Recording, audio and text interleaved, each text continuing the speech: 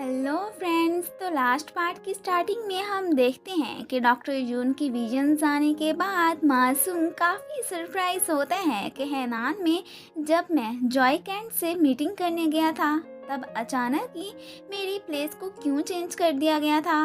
फिर मासूम इस बारे में डॉक्टर यून से बात करने भी जाता है कि क्या आपको पता था कि 3 साल पहले मेरी मीटिंग वाली प्लेस को चेंज कर दिया गया था एंड एक्सीडेंट वाले दिन मैं हैनान में ही था। डॉक्टर यून झूठ बोल देते हैं कि नहीं, मुझे इस बारे में नहीं पता था। तो मासूम हैरान होता है कि मुझे पक्का पता है, डॉक्टर यून ने ही मुझे हैनान भेजा था एंड अब ये झूठ क्यों बोल रहे हैं। अब फिर बहुत सोचने के बाद मासूम को लगने लगता है कि जैसे मेरा एक्सीडेंट कोई कोइंसिडेंटली नहीं हुआ था बल्कि जानबूझ के करवाया गया था। अब ये हरकत जिसने भी की थी बस उसने उस पर्सन का पता लगाना था। मासूम तो गिबियोम के घर डिनर करने जाना भूल जाता है। गिबियोम के याद कराने पर उसे याद आता है कि आज तो मैंने इनके घर जाना था। अब वो इस बात पर काफ़ी एम्बैरेस फील करता है। बाद में मासूम गिबियोम से इस बात के लिए अपोलोजाइज करने पहुंचा होता है। उसे तो अब मासूम की इलनेस का पता था तो इसलिए वो आगे से उसे इट्स ओके कह देती है। नेक्स्ट डे ऑफिस में वीडियो बनाने के लिए जैंग ने एक स्मॉल सा शो करवाया होता है। गिबियोम का ये सक्सेस की तरफ पहला कदम था। बाद में गिबियोम को पता चलता है कि शो में आने वाले एक अंकल के फ्रेंड उन्हें पिक करने नहीं आए हैं। तो वो लोग मिलकर फिर उन्हें देखने उसके घर जाते हैं जहाँ पर वो ड्रंक कंडीशन में बेहोश पड़े होते हैं। अंकल को अब फिर मासूम के हॉस्पिटल में ही लाया जाता है। यहाँ पर अचानक ही मासूम की कंडीशन भी ख़राब हो जाती है। गिबियोम जब उसके लिए फिक्रमंद होकर उसकी तबीयत का पूछती है तो वो उसे झूठ बोल देता है कि डोंट वरी, मैं ठीक हूँ। अब गिबियोम उसे फ्रेश करने के लिए एक रेस्टोरेंट लेकर आती है। अभी भी मासूम की हालत ख़राब थी लेकिन फिर भी वो गिबियोम से अपनी सिकनेस छुपा जाता है। किम अभी तक जेल नहीं पहुंचा था। उसे याद आता है कि मासूम के एक्सीडेंट वाले दिन एक स्ट्रेंजर ने डॉक्टर यून नामी बंदे को कॉल की थी। मीन उसी ने ही मासूम का एक्सीडेंट करवाया था। सो अब वो डॉक्टर यून का सारा पता करवा लेता है। गिबियोम की वीडियो वायरल हो गई थी इसलिए अब उसे बहुत सारी कंपनी से जॉब की ऑफर्स आ रही थी। इस बात से सभी बहुत खुश होते हैं। किम तो अब डॉक्टर यून से मिलने पहुंचा होता है एंड वो उसे बता देते हैं कि मुझे पता चल गया है 3 साल पहले मासूम का एक्सीडेंट आपने ही करवाया था। उसके पास तो इस बात के एविडेंसेस भी थे। जून अब उससे अपना मुंह बंद रखने की कीमत पूछता है तो वो उसे चेयर वुमेन से मिलने की बात करता है। इतना तो वो भी जानता था कि यून को ये सब करने के लिए आंट ने ही कहा था। सो वो अब ये बात किसी को ना बताने के बदले में उनसे अपनी बेल कराने की बात करता है एंड साथ में बहुत सारी मनी भी मांगता है। कच्ची गोलियां उसने भी नहीं खेली थी। ये सारी बातें यहाँ पर किम ने रिकॉर्ड भी कर ली हुई थी। अब किम मासूम को मिलने के लिए बुलाता है और उसे ये रिकॉर्डर थमा देता है ताकि उसे भी पता चले कि उसके अपनों ने ही उसे बर्बाद करने में कोई कसर नहीं छोड़ी है। ये सब बातें सुनकर मासूम तो इमोशनल ही हो जाता है कि आंट ने आखिर उसे मारने का सोचा और सोचा क्यों।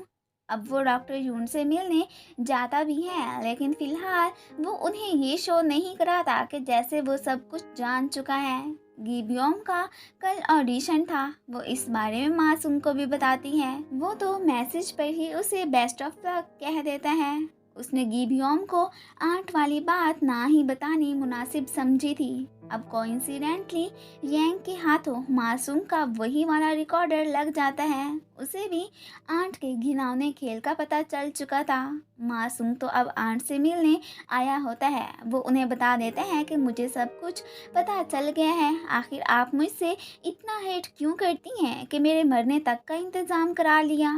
आंट को तो अपनी इस घटिया हरकत की कोई भी एम्बैरेसमेंट नहीं होती।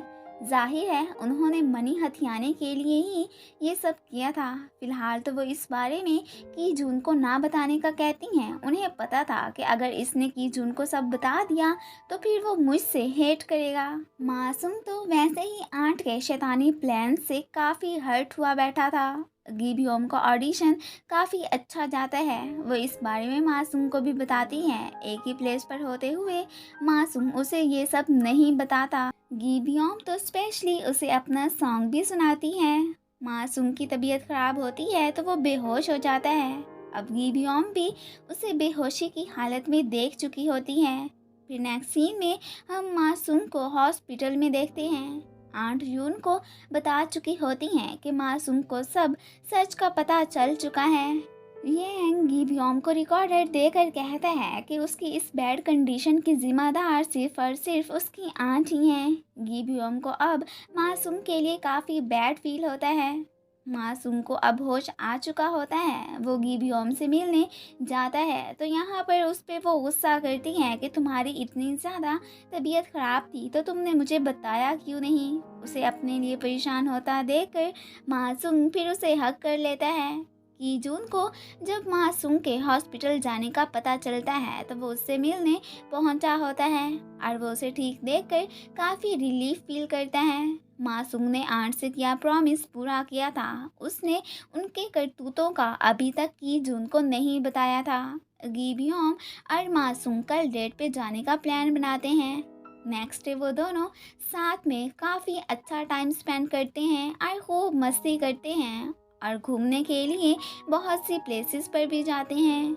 अब रात को गिबियोम फिर उसे अपने घर लेकर आई होती है। तब उसकी फैमिली घर पर नहीं थी तो वो दोनों ही इस बात का काफ़ी ज़्यादा फ़ायदा उठाते हैं। नेक्स्ट डे आंश ने ली को ऑफिस बुलवाया होता है और वो उसे की जून से ब्रेकअप करने का कहती हैं। वो तो आंट को साफ मना कर देती है कि जो करना है कर ले, मैं तो की जून को हरगिज़ नहीं छोड़ने वाली हूँ। ऊपर से की जून भी वहाँ पर आ जाता है। ली जानबूझ के रोना स्टार्ट कर देती है कि तुम्हारी मॉम ने मुझे हर्ट किया है। तो की जून गुस्से में मॉम को आइंदा ली से दूर रहने का कह देता है। वो भी हर हाल में ली को अब नहीं छोड़ सकता था। दूसरी तरफ मासूम गिबियोम को बुलाकर उसे अब्रॉड जाने की ऑफर करता है। ये गिबियोम के लिए बेटर अपॉर्चुनिटी थी। वो उसे छोड़कर जाना तो नहीं चाहती थी लेकिन मासूम के बार बार कहने पर वो जाने के लिए मान ही जाती है। उसे वहाँ जाने का कहकर खुद मासूम ने हमेशा हमेशा के लिए इस प्लेस को छोड़कर जाने का डिसाइड कर लिया था। वो अब बस खामोशी से सबकी जिंदगियों से दूर चला जाना चाहता था। अब जाने से पहले गिबियोम मासूम से मिलने भी आती है। आज के दिन ही मासूम ने भी यहाँ से चले जाना था और वो इस बात का गिबियोम को बिल्कुल भी पता नहीं चलने देता। उसके वहाँ से जाने के बाद मासूम की जून से मिलने जाता है। उसने तो उसे भी अपने यहाँ से जाने का नहीं बताया था। आंट के पास जाकर उन्हें वो ज़रूर ये सब बता देता है। जाने से पहले उसने की जून के ज़िम्मे हीलिंग विलेज प्रोजेक्ट की रिस्पॉन्सिबिलिटी डाल दी थी। डॉक्टर यून तो अब मासूम के साथ किए गए बुरे सलूक से काफ़ी पछता रहे होते हैं। मासूम के साथ यांग भी यहाँ से चला जाता है। कुछ दिनों के बाद गिबियोम वापस आ गई होती है। यहाँ आकर उसे पता चलता है कि मासूम साहब गायब हैं। कि जून खुद परेशान होता है कि पता नहीं वो बिना बताए कहाँ चला गया है। वो तो इनकी कोई कॉल से पिक नहीं करता। मासूम हैनान में पहुंचा होता है और वो वहाँ से गिबियोम को एक लेटर भी भेजता है। कि जून गिबियोम के घर पर होता है तो डैड यहाँ पर गिबियोम को उसके बचपन की एक फ़ोटो दिखाते हैं। बचपन में जब वो पानी में डूब रही थी तो तब एक बच्चे ने उसकी जान बचाई थी। तो यहाँ पर की जून उस बच्चे को पहचान जाता है कि ये तो मासूम है। मीन गिबियोम और मासूम का मिलना किस्मत में ही लिखा हुआ था। फिर यहाँ पर गिबियोम तो मासूम को याद करके सैड हो जाती है कि पता नहीं वो इस वक्त कहाँ होगा। नेक्स्ट डे यांग गिबियोम से मिलने आया होता है। वो खुद भी मासूम से बिछड़ चुका था। उसे भी नहीं पता था कि आखिर मासूम गया तो गया कहाँ।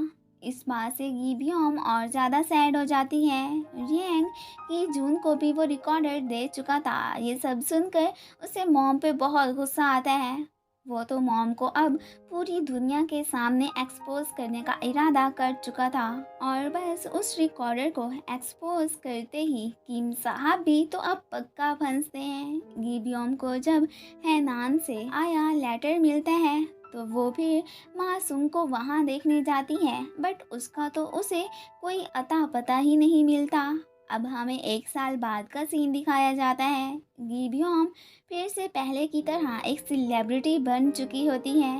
इस बात से ली काफ़ी ज़्यादा जेलिस फील करती है कि ये मुझसे आगे कैसे बढ़ गई। अभी तक मासूम की उसे कोई खबर नहीं मिली थी।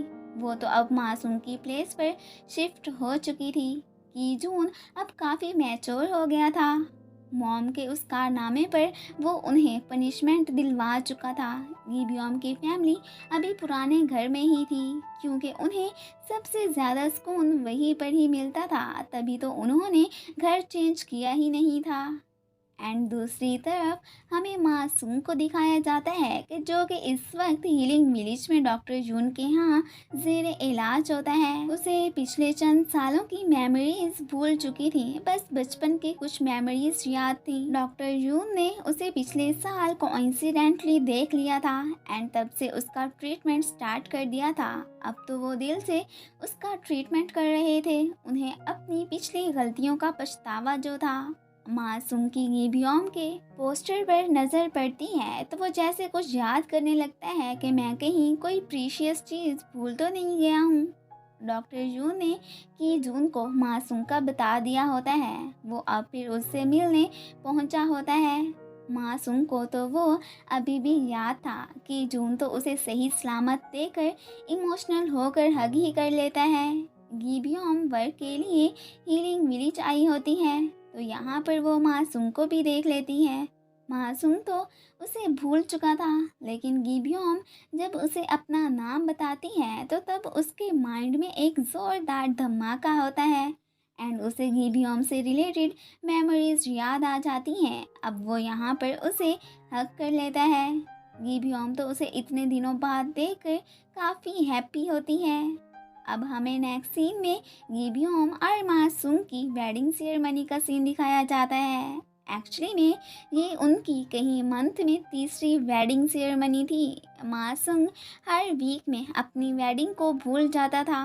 इसी बात का फ़ायदा उठाकर गिबियम फिर से ब्राइड बन जाती थी। बाकी की हुई उनकी वेडिंग्स की तरह आज भी सब काफ़ी हैप्पी होते हैं। एंड इसी के साथ ही इस ड्रामे की हैप्पी एंडिंग हो जाती है। Thanks for watching and guys, आप लोगों को ये सीरीज़ कैसी लगी कमेंट्स में ज़रूर बताइएगा। एंड अगर आप लोगों को मेरी वीडियो अच्छी लगती है तो प्लीज़ इसे लाइक भी कर दिया करें। Thank you.